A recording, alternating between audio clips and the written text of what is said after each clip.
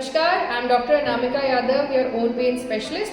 Let's begin with today's topic. आज हम बात करेंगे अबाउट नी ऑस्टियोआर्थराइटिस, मतलब जो विद एज आपका ऑस्टियोआर्थराइटिस हो जाता है। मतलब आपका जो नी जॉइंट होता है उसमें जो आपकी बोन्स होती हैं आपस में रगड़न के कारण जो उनमें कार्टिलेज होता है उसका वेयर एंड टेयर से जो इन्फ्लेमेशन, इडीमा, मतलब उसमें सूजन आ जाना, जख्म आ जाना, इनकी वजह से जो आपका घुटना खराब होता है उसको नी ऑस्टियोआर्थराइटिस कहते हैं। यहाँ हमारा जो नी जॉइंट होता है ये एक हमारी थाई बोन से प्लस हमारी एक जो लेग की बोन है टिबिया और एक जो हमारा पटेला है, फीमर, पटेला और टिबिया, इन तीनों बोन से बनता है। ये एक और बोन होती है जो इसमें पार्टिसिपेट इतना नहीं करती, फिबुला बोन, जो हमारी लेग की ही होती है आउटर एरिया में। तो ये जो हमारा जॉइंट है इसकी ईजी मूवमेंट के लिए इनके अंदर कार्टिलेजेस होते हैं, इनके सरफेस पे ये तीनों जो हमारी बोन्स हैं, जिससे ये स्मूथ मूवमेंट हो पाता है। ऑल्सो यहाँ पे साइनोवियल फ्लूइड होता है जो ये इजीली स्मूथ फ्रिक्शनलेस मूवमेंट को अलाउ करे। अगर ये जैसे जैसे एज बढ़ती है ये कार्टिलेज आपस में रगड़ने के कारण, क्योंकि जो हमारी मसल्स होती हैं इस नी जॉइंट के अराउंड वो वीक होने लगती हैं। अगर हम एक्सरसाइज नहीं करते हैं और इसका ध्यान नहीं रखते हैं, घुटने का वजन बढ़ा लेते हैं या कोई भी कारण इसमें चोट लग जाती है तो अर्ली आर्थराइटिस सेट इन हो सकता है, या किसी भी कारण या कोई और कंडीशन है जैसे कॉन्ड्रोमलेशिया पटेली है, इन सब की वजह से या साइनोवियल फ्लूइड आपका कम हो जाए तो हमारा जल्दी रगड़न होने की वजह से जल्दी ऑस्टियोआर्थराइटिस हो सकता है। अब अगर इसके ग्रेड के हिसाब से हम डिसाइड कर सकते हैं कि हमारा ट्रीटमेंट क्या है। अगर हम ग्रेड 4 पे पहुंच गए हैं तो हमें ऑब्वियसली हमको रिप्लेस ही कराना पड़ेगा आपका घुटना।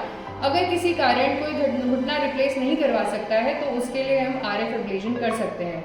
जब बिगिनिंग ऑफ द जॉइंट में हमारा ऑस्टियोआर्थराइटिस सेट इन होता है तब कुछ ऑप्शंस होते हैं, जैसे पीआरपी थेरेपी कर सकते हैं, मतलब आपका ही खून निकाल के उसको बहुत ही स्टेराइल कंडीशन से हम प्लेटलेट रिच प्लाज्मा निकालते हैं जिसको हम इंजेक्शन से यहाँ पे इस घुटने में डाल सकते हैं। अब घुटने में भी इंजेक्शन डालने को या तो हम सियाम यूज़ कर सकते हैं, मतलब ओटी में एक्सरे मशीन यूज़ करके दे सकते हैं। ब्लाइंड इंजेक्शन, मतलब बिना कोई इंस्ट्रूमेंट को देखे ब्लाइंड इंजेक्शन दे सकते हैं, बट उसमें फेलियर के चांसेस हो सकते हैं।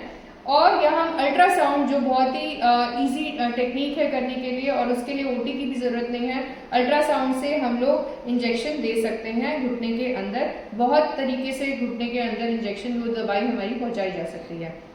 अब हमने प्लेटलेट रिच प्लाज्मा के अलावा अगर आपका ग्रेड कम है तो हम दूसरा विस्को सप्लीमेंटेशन भी डाल सकते हैं, और अगर थोड़ा सा ग्रेड बढ़ गया है और हमें किसी कारण डिले करनी है सर्जरी तो हम स्टेरॉइड का यूज़ भी कर सकते हैं, जो इतनी मात्रा में यूज़ किया जा सकता है कि आपकी बॉडी को कोई भी साइड इफेक्ट ना दे।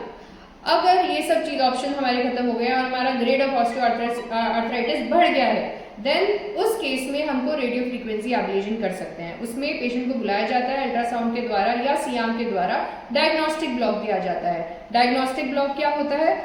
घुटने में 3 जगह पे इंजेक्शन दिए जाते हैं, जहाँ पे ये हमारा घुटना और जो शाफ्ट यहाँ मीट हो रही है, यहाँ पे एक इंजेक्शन, यहाँ पे इंजेक्शन और एक यहाँ इस लेवल पे एक इंजेक्शन दिया जाता है। इन 3 जगह इंजेक्शन देकर अगर हमारा 50% more than 50% pain relief patient को आ गया तो नेक्स्ट टाइम डेफिनेटिव प्रोसीजर के लिए पेशेंट को बुलाया जाता है कुछ टाइम में, और हम लोग ओटी में ले जाकर प्रॉपर स्टेराइल ढंग से सब कुछ क्लीन करके सेप्टिक प्रिकॉशंस लेके सियाम के अंदर, मतलब x-ray with the use of ultrasound as well as a hybrid technique also, हम यही तीनों जगह पे आरएफ कैनुलास डालते हैं, अंडर विजन डालते हैं। वहाँ पे हम पहले स्टिमुलेशन करते हैं और स्टिमुलेशन करने के बाद पॉजिटिव आने के बाद आरएफ एब्लेशन, मतलब वो जो नर्व्स होती हैं जो सप्लाई कर रही होती है घुटने को, उनको जला दिया जाता है।